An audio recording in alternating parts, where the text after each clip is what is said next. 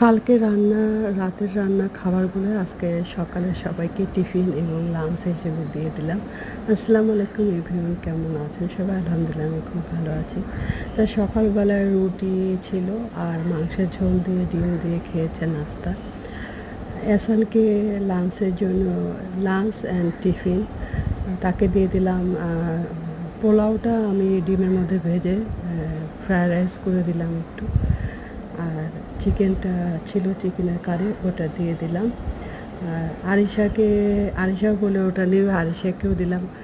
আর আরিশার আব্বুকে দিলাম ভাত, মুরগির মাংসের যে তরকারিটা ওটা দিলাম। আর বাঁশপাতার কাঁচামরিচের শুটকি ছিল সেটা দিয়ে দিলাম।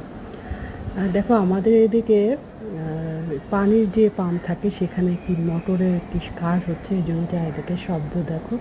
আমার এই জানালার পাশে ডুমুর গাছে অনেক ডুমুর হয়েছে, মনে হয় ছিঁড়ে রান্না করি। আর দেখো কালকে রাতে রান্না করেছিলাম পোলাও, মুরগি আর ডিম। ছেলেটা খেতে চাচ্ছিল, তাই ও কয়েকদিন পর পর খালি রিচ ফুড খেতে চায়। রিচ ফুড যদিও এত খাওয়া ভালো না, তারপর বাইরে থেকে কিনে আনা থেকে বাসায় খাওয়া ভালো। আর দেখো এটাই ছিল। আর সকালবেলা আজকে